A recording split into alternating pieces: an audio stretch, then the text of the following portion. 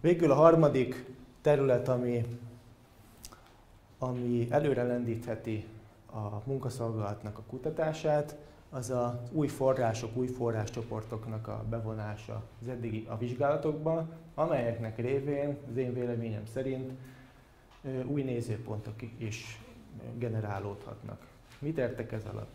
Elsősorban azt, ami egyébként a holokauszt magyar historiográfiájában egészében is jellemző momentum, hogy a levéltári források alapján úgymond az elkövetői nézőpontot érvényesítő narratívák születnek. Vagyis a történészek, a kutatók elsősorban központi iratanyagok alapján írják meg az egy adott ország holokauszt történetét, vagy egy adott ország munkaszolgálatos rendszerének történetét, és kevésbé a személyes forrásoknak a felhasználásával. A naplók, a memoárok, a levelezések, az interjúk, a videóinterjúk, a fényképek, a tárgyak mind-mind olyan terénumai ennek az egész rendszernek a megértéséhez, aminek egy jelentős része még ma is kiaknázatlan. De belegondolunk abba, hogy a SOA videóinterjú adatbázis már 10x éve rendelkezésre áll a hazai és nemzetközi kutatók számára is,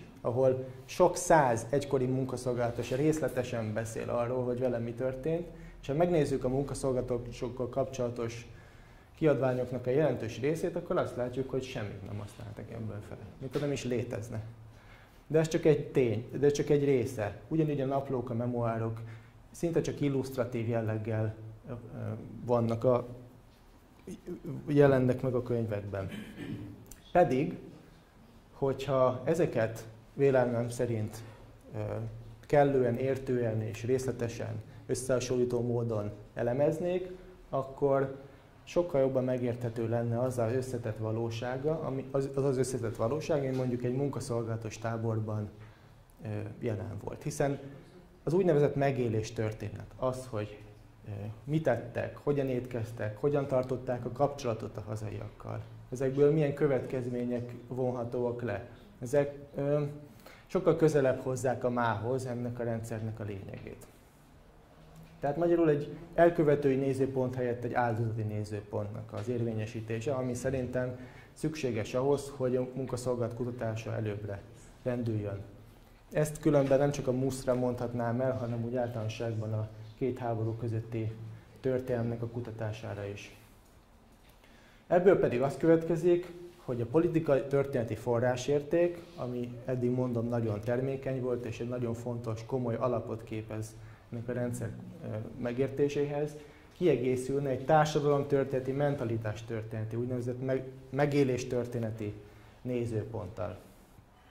A Budapesti Holokauszt Emlékközpont, illetve a jogelődje a Magyar Auschwitz Alapítvány már 25 éve gyűjti ezeket a forrásokat, amikről most beszélek, ilyen jellegű forrásokat, és a memoárok, naplók, tárgyak, fényképnek az elemző felhasználása igazából kutatóra vár, hiszen forrásanyag az van.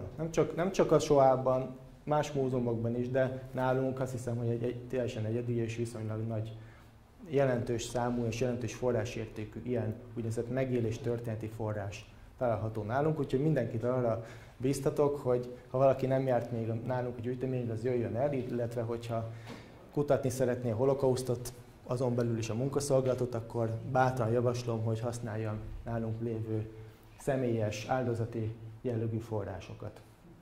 Itt egy munkát emeltem ki, ami ennek egy mesterpéldája lehet.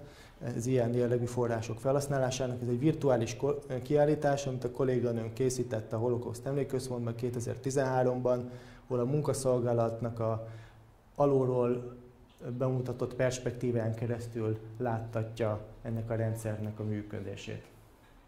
musz.hdk.hu. A hátralévő részben csak néhány tárgytípust, illetve néhány forrástípust, mint egy illusztrációként vagy példaként mutatok be, hogy milyen jellegű forrásokkal találkozhat a kutató. Például nagyon jellegzetes forrástípus a munkaszolgálatos posta, tábori posta, munkaszolgálatos levelezés.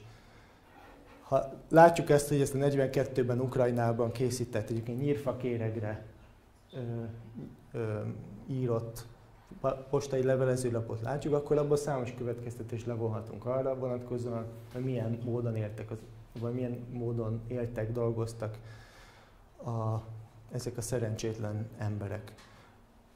A kisvárdai, Sátoraljóhelyi Kisvárdáról küldött tábori lapon pedig éppen arról számolnak be, döbbenetes módon, hogy a család kapott egy Váldzé nevű településre egy levelezőlapot, és hogy azon tanakodnak, hogy válaszoljanak erre a levélre, vagy mert nem tudják, hogy hol van ez a Váldzé. Ha viszont mi tudjuk azt, hogy a Váldzé az a Auschwitznak volt a fedőneve. Ezzel terelték el a nácik a figyelmet erről a szörnyű tömeggyilkosságról, hogy adtak egy álnevet Auschwitznak, egy úgynevezett Váldzé nevű németesen jól hangzó nevet, és olyan levelet írtak néhány német szóval a rokonoknak, amiben arról számoltak be az auschwitzi rabok, hogy jól vannak, egészségesek és dolgoznak. Na most ebben a levélben pont arról van szó, hogy megkapott a család egy ilyen Váldzé levelet az egyik rokontól, és hogy akkor nem tudják, hogy a hitközségen keresztül hogyan tudnának válaszolni. Döbbenetes belegondolni ennek a tragikumába, főleg ha tudjuk azt, hogy ez a rokon ráadásul meghalt később. A fotók is nagyon árulkodóak, és talán arra az aspektusra nem világítottam rá, hogy a munkaszolgálatos rendszer vagy rendszerek nagyon összetettek térben és időben. Nagyon sok múlott azon, hogy az egyik táborban a táborparancsnok, illetve a keret az milyen volt.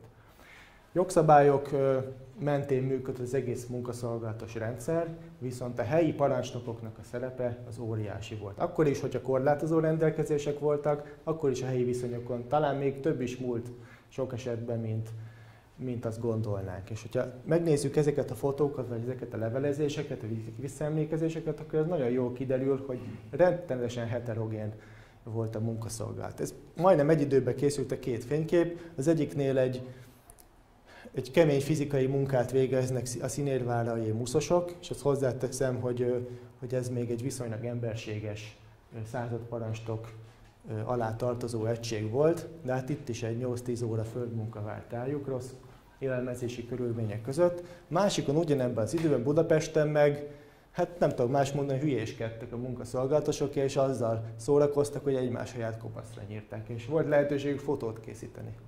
Ez egy időben volt ez a kettő. Ez a forrás, ez a tárgyi forrás egy Kálori Endre nevű munkaszolgálatosnak a úgynevezett linoleum nyomdája, amely nem más, mint ez a munkaszolgálatos fiatalember 1944-ben Budapesten munkaszolgálata alatt titokban a padlóról felszedett linoleum darabokban egy gyárban dolgozott, hamis pecséteket gyártott, meg hamisított pecsételőket gyártott, és ezzel a munkával, ezt nagyon ügyesen csinálta, majdnem az összes családtagja életét meg tudta menteni. Tehát 10-valahány családtagot meg tudott menteni a pusztulástól.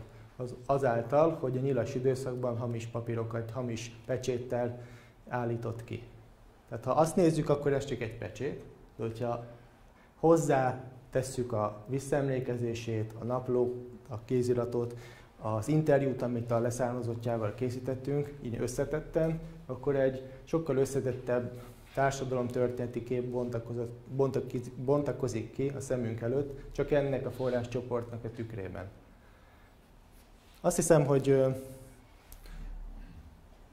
ezekkel a példákkal arra próbáltam rámutatni, hogy az eddigi kétségtelenül meglévő komoly eredmények nyomán, amiket a Brehen professzor úr, Szita professzor úr, Karsai Leke és mások letettek az asztalra, úgy lehet továbbvinni a munkaszolgálat történetének a kutatását, hogy az egyéni helyzetekre építő összetettebb, forrásait tekintve az elkövetői helyett az áldozati narratívára építő, a nemzetközi előzményekre, párhuzamokra erősebben fókuszáló, és mindezek nyomán pedig a nemzetközi trendekhez, a nyugat-európai trendekhez sokkal jobban igazodó képet próbálunk kialakítani erről az nagyon összetett, nagyon heterogén térben és időben szegmenseit tekintve nehezen összehasonlítható rendszerről. Nagyon szépen köszönöm a figyelmet!